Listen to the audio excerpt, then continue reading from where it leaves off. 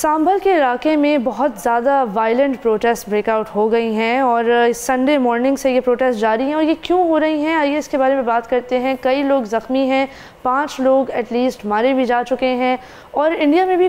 کچھ ایسی ہی صورتحال ہے جیسے اس وقت پاکستان میں ہے۔ انٹرنیٹ بند ہے، پولیس کے اوپر یہ بلیمز اور ایلیگیشنز لگائی جا رہی ہیں کہ انہوں نے اتنی زیادہ بروٹیلٹی کا استعمال کیا ہے کہ کئی لوگوں کی جانیں خطرے میں انہوں نے ڈالی۔ کریک ڈاؤن ہو گیا ہے، ایک کرفیو جیسی صورتحال ہے انڈیا میں اس وقت اور لوگ بہت ڈرے ہوئے ہیں کیونکہ بہت زیادہ اشتعال انگیزی آلریڈی ہو چکی ہے۔ لیکن کیوں؟ اصل میں یہ معاملہ شروع ہوا جب ایک لوکل کورٹ نے انڈیا میں سنڈے کے دن 1529 میں بننے والی یہ مسجد، شاہی جامع مسجد، اصل میں ایک ہندو ٹیمپل کے ایک مندر کے اوپر بنائی گئی ہے اور اسی وجہ سے ہم نے ایک آرکیولوجیکل سروے کرنا پڑے گا، یہ کورٹ کا بیان تھا، جس کے بعد کئی لوگوں نے پروٹیسٹ بھی کی اور اس علاقے کے مسلمان کھلائے، لیکن پولیس نے ان پر گولیاں چلائیں جن میں 5 لوگ شہید بھی ہو گئے۔ تو یہاں ہمیں یہی سمجھ آتا ہے کہ آلدو پولیس نے جسٹیفیکیشن یہ دی کہ ان کی طرف سے پہلے فائرنگ ہوئی تھی، لیکن معاملات کچھ ملتے جلتے ہی لگ رہے ہیں۔ یہاں آپ کو بتائیں کہ اصل میں یہ ایکچولی کورٹ کی طرف سے فیصلہ آیا کیوں اور یہ آرکیولوجیکل سروے ہو کیوں رہا ہے اور اس کی کیا لیگل بیک گراؤنڈ ہے۔ انڈیا کے تمام سینئر لائرز کا ماننا ہے کہ یہ تمام واقعات کی ذمہ داری انڈیا کے ٹاپ کورٹ کے اوپر جاتی ہے، کیونکہ 19 نومبر کے دن ایک ایسی پٹیشن فائل کی گئی تھی جس میں یہ مدعا یہ بیان کیا جا رہا تھا کہ ہری ہار ٹیمپل ہے جس کو مسجد بنا دیا گیا تھا 1529 میں، اور اب اس کو آرکیولوجیکل سروے آف انڈیا کو واپس دے دینا چاہیے تاکہ ایک تو یہ اس کی اسیسمنٹ کر سکیں کہ یہ مسجد ہے یا اور پھر اس کا کمپلیٹ کنٹرول ان کے ہاتھ میں آ جائے۔ اس کے ساتھ ساتھ یہ بھی آپ کو بتائیں کہ مشہود علی فاروقی جو کہ ایک سینئر لائر ہیں، انہوں نے الجزیرہ سے بات کرتے ہوئے کہا کہ یہ بہت زیادہ پینک پھیل گیا اس ایشو کے بعد، اور وہ اس لیے پھیلا کیونکہ یہ مس انفارمیشن پھیلائی جا رہی تھی کہ جو آرکیولوجیکل سروے کا ڈپارٹمنٹ ہے اس نے آلریڈی اس کے گراؤنڈز پہ ڈگنگ شروع کر دی ہے اور بیسمنٹ میں کھدائی ہو رہی ہے۔ یہ سن کے لوگ باہر آئے اور احتجاج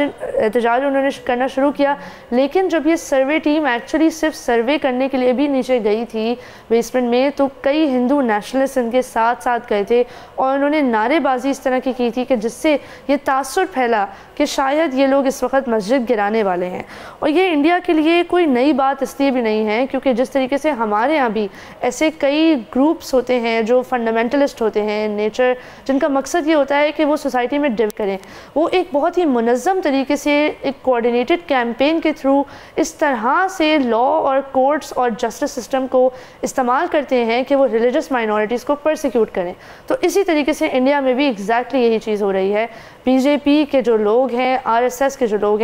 ہیں جو یہ ایک نیٹ ورک ہے of Hindutva motivated extremely radical groups, ان لوگوں نے کئی کیسز فائل کیے ہیں کئی مساجد کے خلاف، اور اب یہ ایک نیا شکار ہے ان کے آرسنل میں۔ ہسٹری دیکھیں تو بابری مسجد کا جو واقعہ تھا اور اس کے بعد بھی جو کورٹ نے جو رول پلے کیا تھا اس میں بھی انہوں نے ایکچولی انسینٹیوائز کیا اس طرح کے ریلیجس ہولیگنزم اینڈ ایکسٹریمزم کو کہ اس کی جگہ رام مندر بنایا گیا۔ تو ناظرین، یہ بابری مسجد کا واقعہ اس لیے بھی یہاں بہت زیادہ امپورٹنٹ ہے کیونکہ 1991 میں انڈین پارلیمنٹ نے پلیسز آف ورشپ ایکٹ کو لیجسلیٹ کیا تھا۔ اس ایکٹ کے تحت تمام جو ریلیجس انسٹیٹیوشنز ہیں انڈیا میں ان کو 15 اگست 1947 والی پوزیشن میں لایا جائے گا اور اسی پوزیشن میں رکھا جائے گا۔ اب اگر کوئی چیز اس سے پہلے مندر بنائی گئی یا مسجد بنائی گئی تو اس کو ریورٹ کیا جا سکتا ہے۔ اب جب ہم اس چیز کو دیکھتے ہیں تو لا کے تحت بابری مسجد کو گرانے کی کوئی جسٹیفیکیشن نہیں موجود تھی اور کورٹس نے اپنے طور شروع میں کافی زیادہ پش بیک بھی کیا، but eventually they give in, and what happened is کہ 2019 میں سپریم کورٹ نے اس پوری جو لوکیشن ہے مسجد کی لوکیشن، اس کا ایریا بھی جو ہے وہ مندر کی کنسٹرکشن کے لیے دے دیا اور ایک سیپریٹ ایریا ایلوکیٹ کیا ایک سیپریٹ مسجد کی کنسٹرکشن کے لیے، جس کے بعد سے یہ مساجد کا معاملہ بہت زیادہ سینسٹیو ہو گیا ہے۔ اور یہاں آپ کو ناظرین یہ بھی مزید بتاتے چلیں کہ انڈین جوڈیشری کو اس وقت کافی رسپانسبل ٹھہرایا جا رہا ہے ہے ایک بہت ہی خطرناک پریسیڈنٹ سیٹ کرنے کے لیے، جس کی وجہ سے اب یہ اشتعال انگیزی سانبل میں بھی ہو رہی ہے۔ جب ہم یہ تمام چیزیں دیکھتے ہیں اور دیکھتے ہیں کہ بارڈر کے اس پار ریلیجس مائنورٹیز کہیں بھی سیف نہیں ہیں، تو جب ہم یہ معاملات دیکھتے ہیں ہمیں یہی سوچنے میں آتا ہے کہ شاید 1947 میں جب ہم نے برطانیہ سے آزادی حاصل کی اور الگ الگ ممالک قائم کیے تو شاید اس کی ضرورت نہیں تھی، کیونکہ ہم نے کرنا سیم ہی کام تھا۔ اس وقت دونوں ممالک سیم ہی جگہ کھڑے ہیں جہاں اشتعال انگیزی ہے، جہاں ایک ایسی حکومت ہے جو کبھی بھی کمزور کے ساتھ نہیں کھڑی ہوتی، جہاں ایک ایسا معاشرہ پروان چڑھ رہا ہے جہاں ہم کانسٹنٹلی اپنی ریلیجس اور سیکسول مائنورٹیز کو ایک ایسے فیئر کے اندر رکھتے ہیں کہ ان کی زندگی کا پورا ایکسپیرینس ہی اس فیئر کی بنیاد پر ہوتا ہے، جیسا کہ مسلمانوں کے ساتھ اس وقت انڈیا میں بھی ہو رہا ہے۔ سبسکرائب کریں اور بیل دبائیں تاکہ کوئی خبر رہ نہ جائے۔